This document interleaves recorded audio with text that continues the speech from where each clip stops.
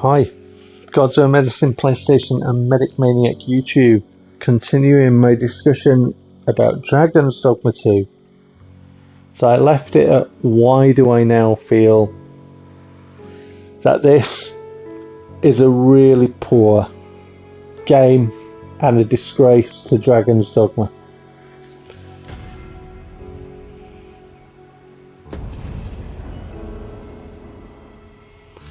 So let's go into the game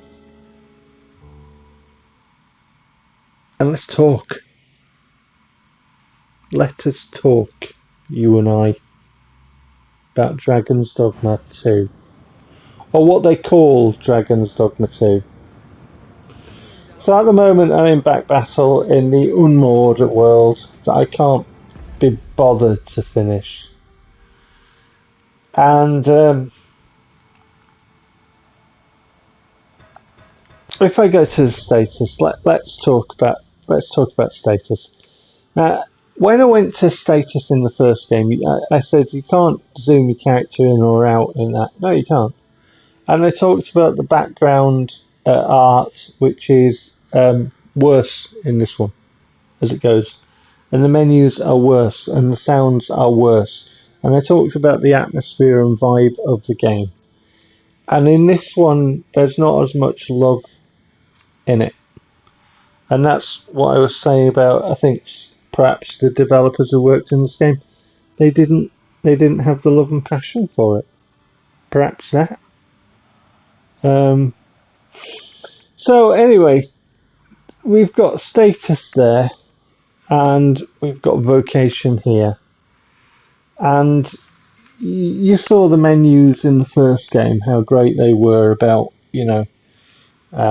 your moves and all that, and your augments and everything else like that. Well, this one simplifies the menus a lot more and makes them worse. But here you can see that I've only got 4 skills. So from 6 in the first game, we're down to 4 here. And you do get your core skills, and you do get your augments.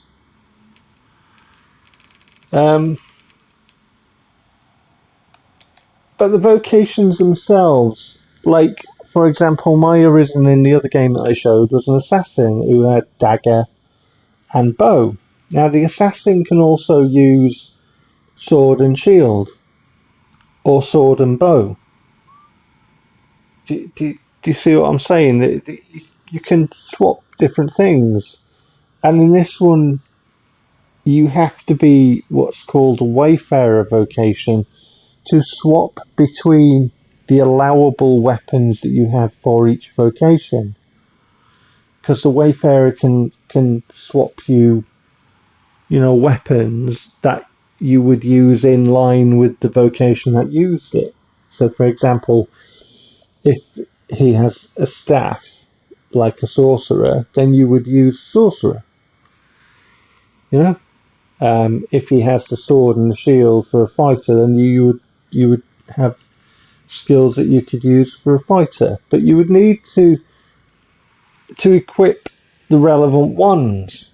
But then if you swap your weapon, you're going to need skills for that weapon. You can't use this staff with the sword and shield skills, or sorcerer's staff skills, and therefore your allowable skills you would have to have, if you want to swap between this vocation and a sorcerer and a fighter and a bow person, you'd have to have one skill for each one of those weapons, so that when you swapped between them, at least you'd have a skill to use. And then you'd have to make sure that your augments were set up. And this is for the Wayfarer vocation, so it's not making much sense to me from that perspective. But then again, if we go through, let's bring up my pawn, for example. So my pawn, Tanya, has these skills equipped. Now, like I say, in the first game, she would normally have 6 selectable skip weapon skills, but in this one it's only 4. And then she gets her core skills, and then she gets her augments that you can set up for, your specific chosen vocation, in this case sorcerer. But if she's a bow person, which she has been, she doesn't get daggers as well, she just gets a bow. Well, that limits what your party can do together, because if you've got a party of 4 and one of your pawns has a bow and they had daggers as per the first game, then they could use ranged or use close, depending. Now, if you've got multiple enemies, range might be better for some of those enemies, but then up close and personal might be better for the others, or whatever. But with a bow person, they're completely restricted to not bothering to climb on them. And if they do climb on them, well, what's the point in having a bow then? Oh, because you can stand up and shoot it with your bow. But there are circumstances where you would be best off with daggers, because, having a bow all of the time in specific combat with different enemy types is not the best thing in the world to do. Oh, but that's where your party comes in. But if you're restricting your party by taking away weapons, then your party is going to suffer as a result in comparison to how the foundations of the first combat game were structured. Well, yeah, you plan your party, but the other thing to add to this, because it's a cumulative thing. So in the other game, you could walk quite a few steps and not encounter enemies. In this one, it forces enemy encounter rates at an alarming rate. Not only does it force enemy encounter rates, the difference. So there isn't a great variety of enemies in this game, right? There isn't. And because of the enemy encounter rate, that means that you're going to be fighting the same types of enemies over and over again. However, for the varied enemies it's going to throw at you, because the enemy encounter rate is so great, and because they've restricted your weapon selection and therefore your party options, you can get into problems. In this version of Dragon's Dogma, in the unmoored world, I can't rest. I can't rest at inns when I want. I can't rest properly when I want. The game is forcing the player to continue without proper resting because of how it is. Now, that has practical problems, right? So if, let's say, for example, I can only spend a certain amount of time playing, and then I want to rest and I want to quit the game and I want to do something else. Sorry, you can't rest. You can't save your progress by resting. No, you can't do that. And in gameplay terms, it presents its own kind of problems. And there are people who go, well, it's more difficult and this and that, and therefore I like it because it's more difficult. Well, I don't like it because it's a pain in the backside. It's not practical. It doesn't work all the time. It's a half-assed kind of ill thought out thing, especially with what you're taking away in the party, via the weapons and stuff and other kind of things, and the lack of skills that from the first game. Oh well, Dragon's Dogma 2 is a different game. If you're talking about a sequel, essentially what you wanted was that, but bigger and better.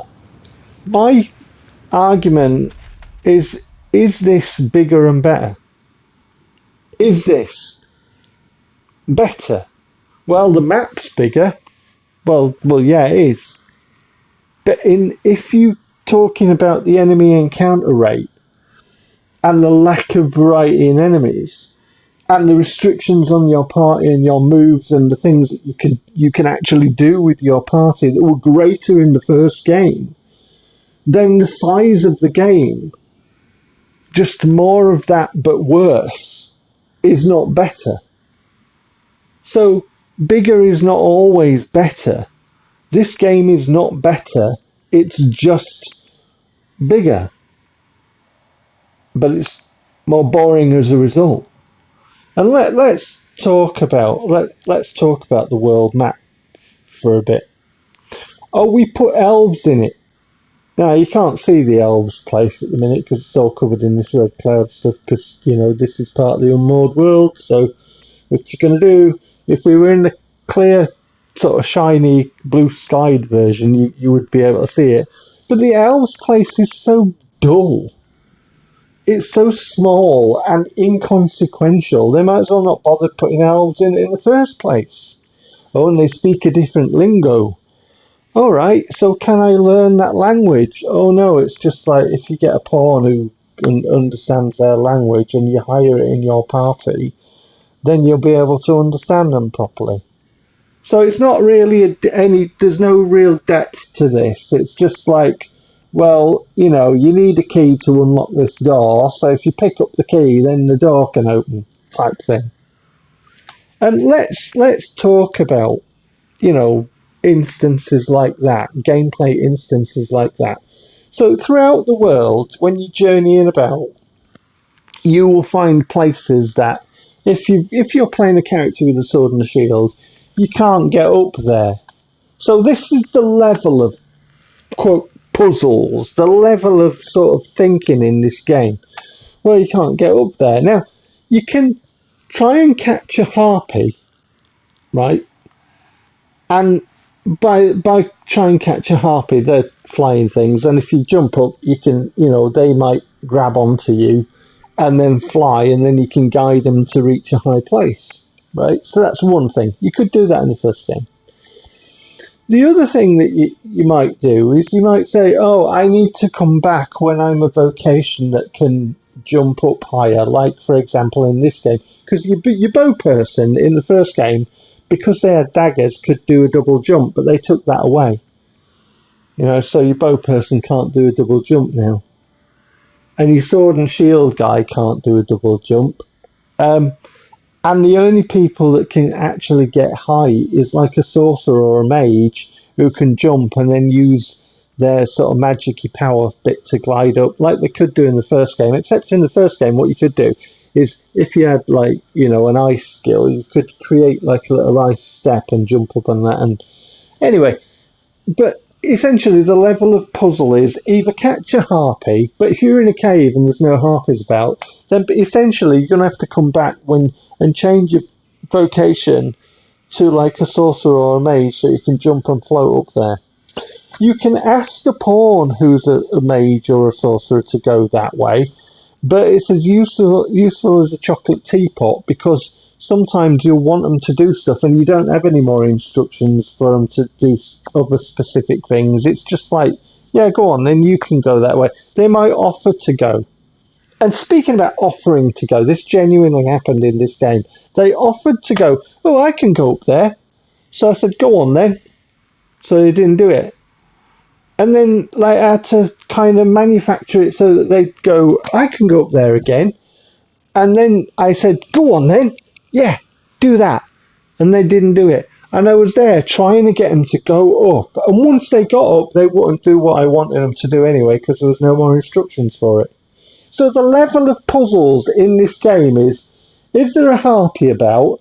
Okay, there is. Oh, great, my pawns have killed it, which happened a lot, so I couldn't actually catch the harpy. Or I'm going to have to come back when I'm a different vocation. That is the level of puzzles in, quote, puzzles, which is dumbed down from the first game. They weren't great in the first game, but in the first game you might have needed specific objects, for example, or flick a switch here and there. No, none of that in this game. None of it.